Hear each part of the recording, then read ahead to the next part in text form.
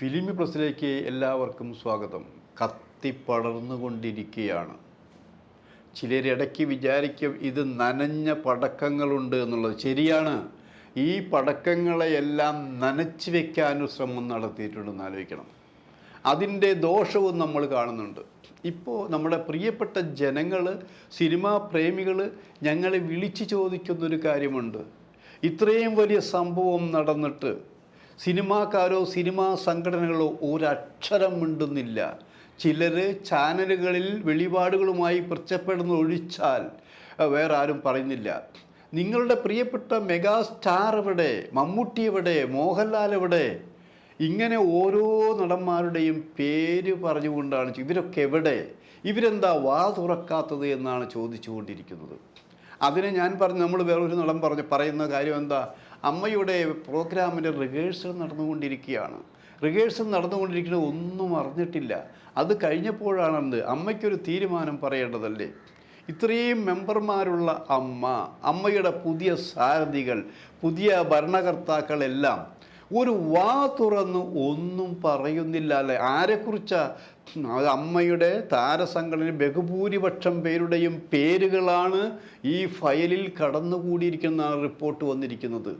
അതിൽ ആരുടെയൊക്കെയോ പേരുണ്ടെന്ന് പരിശോധിക്കാനെങ്കിലും ചോദിച്ചറിയാനെങ്കിലും ആരും ശ്രമിക്കുന്നില്ല എന്നറിയാം. അല്ലെങ്കിൽ എല്ലാം അറിഞ്ഞിട്ടുണ്ടാകാം, അറിഞ്ഞിട്ട് മിണ്ടാതിരിക്കുന്നതാവാന്നാലോചിക്കണം. ആരും മിണ്ടിയാലും ഇല്ലെങ്കിലും കേരളത്തിലെ സിനിമാ പ്രേമികളും ജനങ്ങളും ആഗ്രഹിക്കുന്ന രണ്ട് പേരുകളുണ്ടെന്ന് ആലോചിക്കണം. അതിലൊന്ന് മോഹൻലാലിൻ്റെയും മറ്റൊന്ന് മമ്മൂട്ടിയുടെയുമാണെന്ന് ആലോചിക്കണം. കാരണം അവർ പറഞ്ഞത് ഇങ്ങനെയാണ്. ഇവിടെ നടിയുടെ പീഡന കേസുണ്ടായ ആ അവസരത്തിൽ എറണാകുളത്ത് ചേർന്ന പ്രതിഷേധ യോഗത്തിൽ മോഹൻലാൽ പ്രസംഗിച്ചു, മമ്മൂട്ടി പ്രസംഗിച്ചു. മോഹൻലാൽ അന്ന് പ്രസംഗിച്ചതിൽ ഏകദേശം ഇതേ അർത്ഥത്തിൽ വരുന്നതാണത്. ഈ ക്രൂരകൃത്യം ചെയ്തത് ആരായാലും ശരി അവർക്ക് മാപ്പ് കൊടുക്കരുത് എന്നാണ് അന്ന് ചൂടാറ് മുമ്പേ പറഞ്ഞാൽ. ഇതേ അർത്ഥത്തിൽ മമ്മൂട്ടിയും സംസാരിച്ചു. അന്ന് സജീവമായിരുന്നാലേക്കണം. അന്ന് അമ്മയുടെ രണ്ട് ഗ്രൂപ്പുകളായി തിരിഞ്ഞാലേക്കണം. ഒന്ന് ദിലീപിനെ സംരക്ഷിക്കാനുള്ള ഒരു ഗ്രൂപ്പ് ഉണ്ടായിരുന്നാലേക്കണം. മറ്റൊന്ന് ഈ നടിക്ക് അനുകൂലമായി സംസാരിക്കാൻ വേറൊരു ഗ്രൂപ്പ് ഉണ്ടെന്ന് ആലോചിക്കണം. അന്ന് അങ്ങനെയെങ്കിലും ഉണ്ടായിരുന്നു, സംഭാഷണം ഉണ്ടായിരുന്നു. അതിൽ രണ്ട് ഗ്രൂപ്പുകളായി തിരിയുന്ന ആലോചിക്കണം. അതിൽ ചെറുപ്പക്കാരുടെ സെറ്റ് ഉണ്ടായിരിക്കാൻ ആലോചിക്കണം. ഈ പൃഥ്വിരാജ് അടക്കമുള്ളവരെല്ലാം നടിക്ക് അനുകൂലമായിട്ടുള്ള, നടിയുടെ നീതിക്ക് വേണ്ടി പ്രവർത്തിച്ചവരാലോചിക്കണം. ഇന്ന് ഇവരാരുമില്ല എന്നാലോചിക്കണം.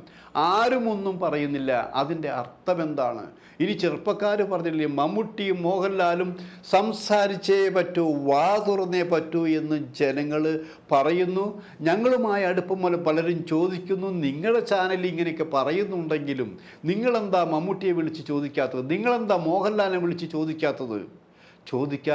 വിളിച്ചാൽ ഫോൺ എടുക്കുന്നില്ല എന്ന് പറയാൻ പറ്റുമോ?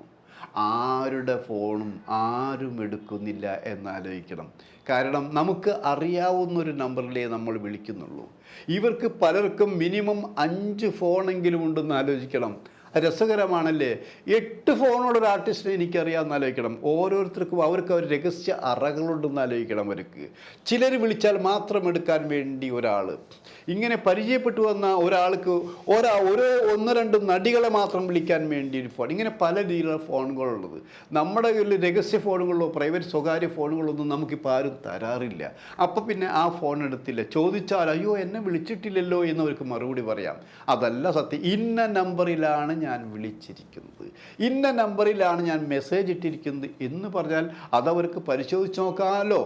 അപ്പോൾ അവരൊന്നും പറയുന്നില്ല എന്നായിരിക്കും. അവർ പറയാത്ത കാലം വരെ നമുക്ക് അവരെ കുറ്റപ്പെടുത്താൻ അറിയാമോ? ഒന്നുകിൽ ഞങ്ങൾക്കറിയില്ല എന്നെങ്കിലും പറയാമായിരുന്നു. അറിയില്ല എന്ന് പറഞ്ഞാൽ അവർ വിഡ്ഢിത്തരങ്ങൾ പറയുകയാണെന്ന് മനസ്സിലാക്കും. കാരണം ഇവിടെ ഇപ്പോൾ സത്യത്തിൽ ആരൊക്കെ ഉൾപ്പെട്ടിട്ടുണ്ട് എന്ന ലിസ്റ്റ് ഇവിടെ വർക്കൗട്ട് ചെയ്ത് കഴിഞ്ഞു എന്ന് ആലോചിക്കണം. ഇപ്പോൾ കോടതിക്ക് മുന്നിൽ മുദ്ര വയ്ക്കാത്ത സീൽ വെച്ചുകൊണ്ട് കൊടുക്കേണ്ട ഈ ഫയലുണ്ടെന്ന് ആലോചിക്കണം. ആ ഫയൽ നോക്കുമ്പോൾ അറിയാം ആരുടെയൊക്കെ പേരുണ്ടെന്നുള്ളത്. ഇതിപ്പോഴല്ല, 6 വർഷത്തോളം 4-5 വർഷം മുമ്പ് തന്നെ ഈ പേരുകളെല്ലാം ടൈപ്പ് ചെയ്ത് വെച്ച് വിലപേശി കഴിഞ്ഞു എന്ന് ആലോചിക്കണം. ഇത് അറിഞ്ഞുകൊണ്ട് തന്നെയാണ്. ഒരിക്കലും നമ്മൾ വിചാരിക്കില്ലേ, ചില കൊലപാതകങ്ങളൊക്കെ 28 വർഷം കഴിഞ്ഞ് പ്രതികളെ പിടിച്ചു എന്നുള്ള വാർത്ത വരാറുണ്ട്. അവർ വിചാരിക്കും ഇനി ഞാൻ പിടിക്കപ്പെടില്ല എന്നുള്ളത്. പിന്നീടോ അവിടെ 28 വർഷം ഇന്ന കേസിൻ്റെ ഒരു പ്രതിയെ അറസ്റ്റ് ചെയ്തിരിക്കുന്നു എന്ന പോലെ പഴക്കമായാലും ഇതൊന്നും വരില്ല എന്ന് വിചാരിച്ചവരെ ഞെട്ടിച്ചുകൊണ്ടാണ്, ശരിക്കും ഞെട്ടിച്ചു. കാരണം ഞങ്ങൾ ഈ ഹേമ കമ്മീഷൻ റിപ്പോർട്ട് പുറത്തുവിട പല പ്രാവശ്യം പറഞ്ഞപ്പോൾ പറയും എന്താണ് ഹേമ, ഏത് ജസ്റ്റിസാണെന്ന് ചോദിച്ചത്. കാരണം അന്ന് ഈ ജസ്റ്റിസ് ഹേമ റിപ്പോർട്ടിനെ കുറിച്ച് ആർക്കും അറിയില്ല, വലിയ പ്രാധാന്യം കൊടുത്തിരുന്നില്ല. അത് സിനിമയിലെ കുറച്ച് പേർക്കും അറിയാവുന്നൊരു കാര്യം മാത്രമായിരുന്നു. ഇന്ന് അങ്ങനെയല്ല, ഇന്ന് എല്ലാവർക്കും മനസ്സിലായി. കാരണം ഈ ഭൂതത്തെ തുറന്നു വിട്ട് കഴിഞ്ഞു എന്നാലോചിക്കണം. ആ ഭൂതത്തെ തുറന്നു വിട്ട് കഴിഞ്ഞപ്പോൾ ആർക്കും പറയാം എന്താണ് ജസ്റ്റിസ് ഹേമ കമ്മീഷൻ റിപ്പോർട്ട് എന്ന്, എന്തുകൊണ്ടാണ് അത് ഉണ്ടായതെന്നുള്ളത്, എന്തുകൊണ്ടാണ് അത് അന്വേഷിക്കാൻ സ്ത്രീകളെ തന്നെ, പ്രഗത്ഭരായ സ്ത്രീകളെ തന്നെ ഏൽപ്പിച്ചത് എന്നുള്ളത്. അത് വളരെ മാന്യമായ രീതി തന്നെയായിരുന്നു. സ്ത്രീകളുടെ പ്രശ്നങ്ങൾ പഠിക്കാനും അവരുടെ കേസ് അന്വേഷിക്കാനും മാത്രം തുറന്ന് സംസാരിക്കാൻ. ചില കാര്യങ്ങൾ സ്ത്രീകൾക്ക് തുറന്ന് സംസാരിക്കാൻ പുരുഷന്മാരോട് തുറന്ന് സംസാരിക്കണമെന്നില്ല. അതുകൊണ്ട് തന്നെയാണ് സ്ത്രീകളെ ജസ്റ്റ് ഹേമയെ വെച്ചതും IAS KB വത്സലകുമാരി വെച്ചതും ഊർവശി ശാരദയെ വെച്ചു എന്നാലോചിക്കണം. മൂന്ന് തലങ്ങളിലുള്ള മാന്യ മഹതികളാണെന്ന് ആലോചിക്കണം. അവരോട് സങ്കടങ്ങൾ പറഞ്ഞിട്ടുണ്ട്, അവരോട് തുറന്നു പറച്ചിൽ കഴിഞ്ഞിട്ടുണ്ട്. ചിലർ വളരെ അമ്മയുടെ രൂപത്തിൽ സംസാരിക്കുമ്പോൾ നെഞ്ചോട് ചേർത്തുകൊണ്ട് സംസാരിക്കും, രഹസ്യങ്ങൾ പൊട്ടിക്കരഞ്ഞുകൊണ്ട് പറഞ്ഞവരുണ്ട്. അവർ തന്നെ പലരും പുറത്തു വിട്ടില്ലെങ്കിലും വളരെ ദുഃഖകരമായ രീതി, സങ്കടകരമായ രീതിയിൽ അവർ പറഞ്ഞു, നോക്കാൻ വയ്യ, ഞങ്ങൾക്ക് എഴുതാൻ വയ്യ, അത്രമാത്രം പതറ്റിക്കായ അതൊക്കെ നമ്മൾ കാണുന്ന, നമ്മൾ സിനിമ കണ്ട് കൈയടിക്കുന്ന, ആരാധിക്കുന്ന വലിയ രൂപങ്ങളാണ് ഇങ്ങനെയൊക്കെ ചെയ്തിരിക്കുന്ന, വിശ്വാസം വരുന്നില്ല എന്ന് അവരുടെ നാവിൽ തന്നെ വന്നു കഴിഞ്ഞു എന്നാലോചിക്കണം. പിന്നെ ഇവിടെ കുറേ കണ്ണുപൊട്ടന്മാരോടൊന്നും ആലോചിക്കണം, അഭിനയിക്കുന്ന കണ്ണുപൊട്ടന്മാർ. അവരൊന്നും കണ്ടിട്ടില്ല, വായിച്ചിട്ടില്ല എന്നാണ് അവർ പറയുന്നത്. പിന്നെ എന്തിനാണ് ഈ സെക്രട്ടേറിയറ്റ് അവിടെ ചടഞ്ഞു കൂടി കുറേ പേര് ഇരിക്കുന്നതെന്ന് നമുക്ക് മനസ്സിലാകുന്നില്ല. അതേറ്റ അപഹാസ്യനായി തീർന്ന സാംസ്കാരിക വകുപ്പ് മന്ത്രിയായെന്ന് ആലോചിക്കണം. വാ തുറന്നാലും മണ്ടത്തരം പറയും, മണ്ടത്തരമല്ല ബോധപൂർവം തന്നെയാണെന്ന് ആലോചിക്കണം. നമ്മളിത് കണ്ടുകൊണ്ടിരിക്കുകയാണ്. അതിന് പറ്റിയൊരു സാംസ്കാരിക വകുപ്പ് സെക്രട്ടറി എന്ന് ആലോചിക്കണം. അത് കുറേ കാലം അവർ പറയണതാണ് വേദവാക്യം. ഇപ്പോൾ കോടതി കൊണ്ടുവരും, കോടതിയിൽ ആരൊക്കെ കോടതി കയറേണ്ടി വരും.